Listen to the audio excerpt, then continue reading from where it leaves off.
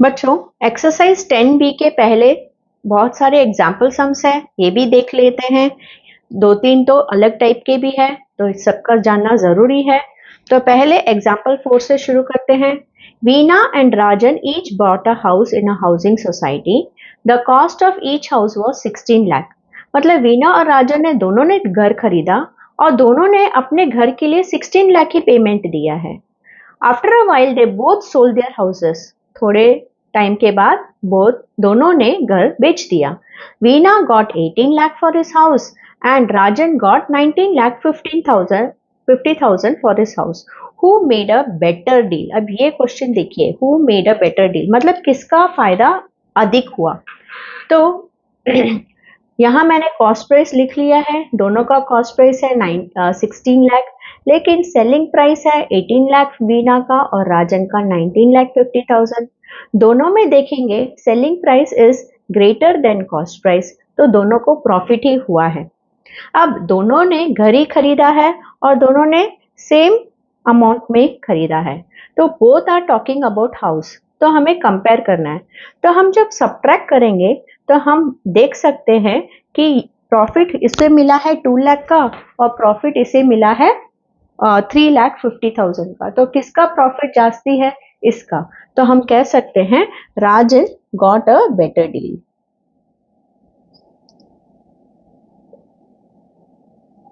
Okay, Rajan got a better deal. अब question 5 को देखिए। Sanjay bought a watch for 800 and sold it for 1000। Sanjay ने एक घड़ी खरीदा और कॉस्ट प्राइस है 800, सोल्ड मतलब सेलिंग प्राइस फॉर 1000। दिनकर ने 4 लाख का एक गाड़ी खरीदा, bought a car for 4 lakh and sold it for 4,20,000। Who made a better deal? Sanjay और दिनकर। लेकिन देखिए बच्चों, जब हमने ये सम देखा वीना और राजन का, तो दोनों ने घर पे ही इन्वेस्ट किया था और घर का वो जो कॉस्ट प्राइस है वो दोनों का सेम था। तो हमारे लिए सिर्फ प्रॉफिट से ही पता चलना आसान था कि किसे बेटर डील मिला था। लेकिन इस सम में संजय ने तो 800 इन्वेस्ट किया है वॉच पे और सेलिंग प्राइस 1000 है, तो संजय तो हंड्रेड्स पे खेल रहा है। दिनकर ने लाखों में घर खरीदा और बेचा, तो हम सिर्फ प्रॉफिट फाइंड आउट करके ये नहीं पता कर सकते कि किसको ज्यादा प्रॉफिट मिला, तो हमें एक स्टेप आगे चल के प्रॉफिट परसेंटेज भी फाइंड आउट करना होगा। तो इस क्वेश्चन के लिए कॉस्ट प्राइस ऑफ वॉच और सेलिंग प्राइस ऑफ वॉच दिया है। सेलिंग प्राइस कॉस्ट प्राइस से ज्यादा है, तो प्रॉफिट हुआ 200 रुपीज का संजय को। दिनकर को 4 लाख में खरीदा, 4,20,000 में बेचा, selling price is more than cost price, so इसका डिफरेंस जो है वो प्रॉफिट होगा, क्योंकि प्रॉफिट का फॉर्मूला है selling price minus cost price. लेकिन दोनों का जो इन्वेस्टमेंट अमाउंट है ये डिफरेंट है, तो इसका प्रॉफिट अधिक है, तो हम नहीं बोल सकते कि दिनकर को बेटर डील मिला, नहीं, क्योंकि ये तो हंड्रेड्स में खेल रहा है और ये लाखों में। तो हमें प्रॉफिट परसेंटेज दोनों का कंपेयर करेंगे, तब हमें पता चलेगा किसको ज्यादा बेटर मिली। हमें पता है प्रॉफिट परसेंटेज का फॉर्मूला है प्रॉफिट बाय सीपी इंटू 100। इस संजय का जो प्रॉफिट है वो है 200 रुपीज का, और लेकिन उसने खरीदा भी तो सिर्फ 800 में, तो इंटू 100 की जगह इंटू 100, तो 100 में 2 जीरो, यहाँ 2 जीरो कट गया, तो 200 डिवाइडेड बाय 8, सो 8 टू 16, 25%। सो 200 को 8 से डिवाइड किया तो संजय का जो प्रॉफिट है वो है 25%। अब दिनकर का देख लेते हैं। प्रॉफिट के जगह पे ये 20,000 बाई सीपी, सीपी के जगह पे 4 लाख इंटू 100।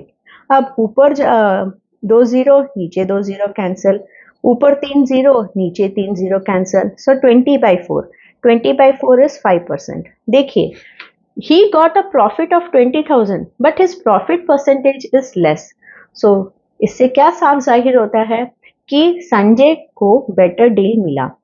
ठीक है, तो Sanjay got a better deal. अब इन फोर्थ सम और फिफ्थ सम में हमने क्या जाना कि प्रॉफिट परसेंटेज से इस सम में प्रॉफिट परसेंटेज का निकालना जरूरी था, क्योंकि इन दोनों का जो कॉस्ट प्राइस है वो डिफर हो रहा है। कॉस्ट प्राइस सेम होता तो हम प्रॉफिट से पता करते किसको बेटर डील मिला है। तो इसमें प्रॉफिट तक ही सीमित था सम, लेकिन इधर हमें आगे बढ़कर प्रॉफिट परसेंटेज तक जाना पड़ा ये देखने के लिए किसे बेटर डील मिला है। Example sum 6. Rahul purchased a cycle for 2400 and sold it for 3120. अब देखिए बच्चों, सेलिंग प्राइस 3120 है, परचेस्ड मतलब खरीदा, कॉस्ट प्राइस 2400। सेलिंग प्राइस बड़ा है कॉस्ट प्राइस से, तो हम selling price minus cost price करेंगे तो प्रॉफिट मिलेगा। तो प्रॉफिट है, दोनों को सब्ट्रैक्ट करके 720। अब इन्होंने गेन परसेंट पूछा है, गेन मतलब profit percent, profit by CP into 100। तो ऊपर 2 जीरो नीचे 2 जीरो कट गया, सो 720 को 24 से डिवाइड करेंगे तो हमें आंसर मिलेगा 30%। Example 7. Santosh bought a refrigerator, bought मतलब सीपी, सो ये है 9000, sold it for 8100। Now here cost price is bigger than selling price, CP is bigger means loss होगा, सो 9000 माइनस 8100 करेंगे 900, लेकिन ये 900 जो है वो है loss. Why? Because whenever CP is greater than SP you get a loss. अब loss तक सीमित नहीं है, हमें लॉस परसेंटेज फाइंड आउट करना है। लॉस बाय सीपी इंटू 100, जैसे प्रॉफिट परसेंट का formula P by CP into 100 था, लॉस परसेंट का formula loss by CP into 100। Loss की जगह 900, सीपी की जगह 9000 इंटू 100, और ऊपर 2 जीरो नीचे 2 जीरो, ऊपर एक जीरो नीचे एक zero, so 90/9। 90/9 is what? 9 10s are 90, सो 10% आपका लॉस है।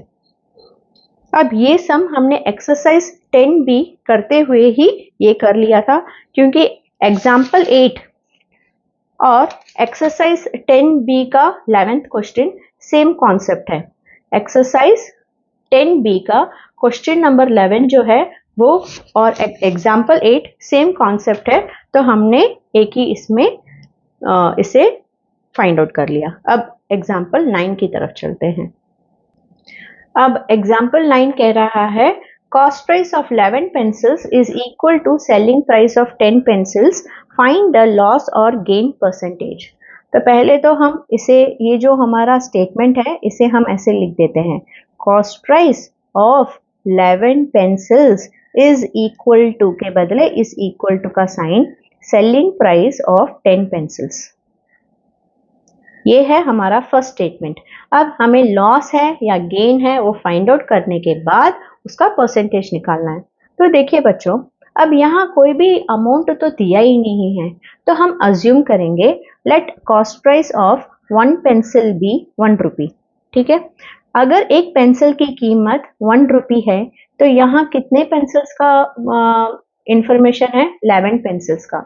सो 11 पेंसिल्स का क्या कॉस्ट होगा?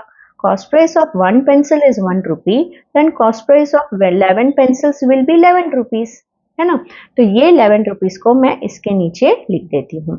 तो अगर cost price of 11 pencils 11 rupees है और वो selling price of 10 pencils के बराबर है, ये दोनों equal है, मतलब selling price of 10 pencils भी तो 11 rupees ही हुआ बच्चों, है ना। देखिए हम कैसे जा रहे हैं, पहले ये जो स्टेटमेंट था उसे हमने यहाँ लिखा, CP of 11 pencils is equal to selling price of 10 pencils. Pencils की कीमत हमें नहीं पता, तो हमने कॉस्ट प्राइस ऑफ 1 पेंसिल को 1 रुपी माना, तो यहाँ कॉस्ट प्राइस ऑफ 11 पेंसिल्स का कीमत जानना है, इसलिए हमने 11 इंटू 1 11 रुपीज, है ना। 1 पेंसिल 1 रुपी, तो 11 पेंसिल 11 रुपीज, तो इस 11 रुपीज को उठा के इधर रखा। अब इसका और इसका वैल्यू सेम है क्योंकि इक्वल टू का साइन है, मतलब सेलिंग प्राइस ऑफ 10 पेंसिल्स भी 11 रुपीज ही हुआ। तो यहां तक आपको समझ में आ गया होगा। लेकिन अभी हमने एग्जाम्पल 4 में क्या पढ़ा, हाउस और ये जो संजय दिनकर का सम था, इसमें हमने क्या पढ़ा कि दोनों का जो है इन्वेस्टमेंट सेम होना चाहिए, तभी हम कंपेयर कर सकते हैं। तो हमने वीना और राजन के हाउस के केस में भी यही पढ़ा, दोनों ने 16 लाख में घर लिया। तो हमें भी यहाँ 10 पेंसिल्स की बात की गई है, तो हमें भी कॉस्ट प्राइस ऑफ 10 पेंसिल्स के साथ ही सेलिंग प्राइस ऑफ 10 पेंसिल्स को कंपेयर करना होगा, ये जानने के लिए कि प्रॉफिट है या लॉस। तो अभी हमें कॉस्ट प्राइस ऑफ 11 पेंसिल्स की जरूरत अब नहीं है, अब हमें जरूरत है कॉस्ट प्राइस ऑफ 10 पेंसिल्स की। तो एक पेंसिल की कीमत 1 रुपी, तो कॉस्ट प्राइस ऑफ 10 पेंसिल्स क्या होगा बच्चों? 10 रुपीज। ठीक है, सो 10 रुपीज। और हमने कॉस्ट प्राइस ऑफ 10 पेंसिल्स क्यों निकाला है? क्योंकि हमें जो क्वांटिटी है और वो जो ऑब्जेक्ट है वो सेम होगा, तो हमें आसानी से प्रॉफिट या लॉस निकालना इजी हो जाएगा। ठीक है, तो अब देखिए कंपैरिजन इज इक्वल। कंपैरिजन हमने अब 10 पेंसिल्स का ही किया है। अब देखिए यहां भी 10 पेंसिल आ गया, यहां भी 10 पेंसिल आ गया, तो कॉस्ट प्राइस 10 रुपीज है और सेलिंग प्राइस 11 रुपीज है। तो बड़ा क्या है? सेलिंग प्राइस बड़ा है कॉस्ट प्राइस से, मतलब हमें तो प्रॉफिट मिल रहा है। कितने का? Selling price minus cost price करने से प्रॉफिट मिलता है, यही फॉर्मूला है। तो 11 रुपीज माइनस 10 रुपीज, तो हमें प्रॉफिट मिल रहा है 1 रुपी का। तो हमें कितना प्रॉफिट मिला? 1 रुपी का। तो प्रॉफिट 1 रुपी का है, तो प्रॉफिट परसेंटेज क्या होगा?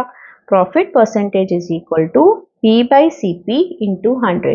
पी की जगह 1 और पेंसिल्स हमने 10 का कंपैरिजन किया है, तो यहाँ 10 रुपीज लेना है, 11 नहीं। Okay, so 10 into 100, 10 tens are 100, so percentage is 10% profit. अब हमारा एग्जाम्पल 10 देखिए। By selling a sari for 864 rupees, shopkeeper earns 8%। 8% क्या? हाँ, profit. Shopkeeper earns 8% profit, find the cost price. तो देखिए बच्चों, selling by selling a sari, sari को बेचने से 864 रुपीज में हमें प्रॉफिट परसेंटेज मिला है 8 का। सीपी पूछा गया है, याद है हमें फॉर्मूला सीधा टेक्स्ट बुक में दिया गया है। अगर प्रॉफिट या लॉस परसेंट दिया हो सेलिंग प्राइस के साथ, तो हम कॉस्ट प्राइस को इसकी मदद से फाइंड आउट कर सकते हैं। यहाँ प्रॉफिट की बात की गई है, तो हम इस फॉर्मूला को यूज करेंगे। CP is equal to 100 by 100 plus profit percent into SP. तो सीपी की जगह सीपी लिखेंगे, 100 की जगह 100, नीचे है 100 plus profit percent. Profit percent है 8 इंटू एसपी, एसपी है 864। सो 100 बाय 100 प्लस 8 क्या हुआ बच्चों? 108। सो 108 इंटू 864। अब इसे कैंसिल करके देखते हैं। 108 into 8, 8 8 jar 64, 8 zeros are 0, 8 ones are 8. So 108 8 times 864 में जाता है, तो 100 into 8 800 रुपीज। सो हमारा कॉस्ट प्राइस 800 रुपीज है। 11th सम को देखिए। Aman had to sell his television at a loss of 12%. If the selling price was 14,080, what was its cost price? अब यहाँ भी लॉस परसेंट और सेलिंग प्राइस दिया है, कॉस्ट प्राइस पूछा गया है। तो देखिए बच्चों, सेलिंग प्राइस है, लॉस परसेंट है, कॉस्ट प्राइस पूछा है, तो हम अब यहाँ लॉस परसेंट और सेलिंग प्राइस है, हमें कॉस्ट प्राइस पूछा गया है, तो हम ये फॉर्मूला यूज करेंगे। CP is equal to 100 by 100 minus loss percent. CP is equal to 100 by 100 minus loss percent है 12 इंटू एसपी, एसपी है 14,080।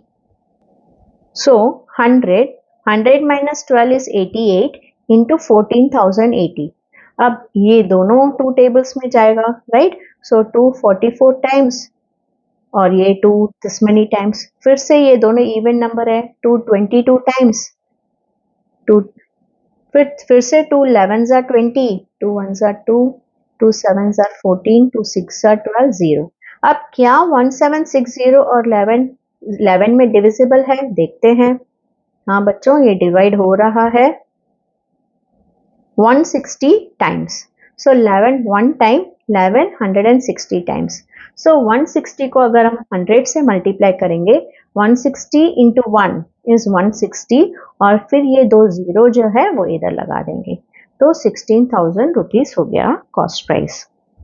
और ये सम तो हमने एक्सरसाइज 10B को करते हुए सेम कॉन्सेप्ट एक सम था, तो हमने उसके साथ उसे कवर कर लिया है। तो बच्चों, इसी के साथ हमारा प्रॉफिट एंड लॉस सम हो चुका है। अब प्रॉफिट एंड लॉस में ही और एक टाइप है ओवरहेड एक्सपेंसेस करके, ये हम नेक्स्ट क्लास में सीखेंगे। अगर आपको ये वीडियो अच्छा लगा तो शेयर और लाइक ज़रूर कीजिए, सब्सक्राइब कीजिए। Thank you.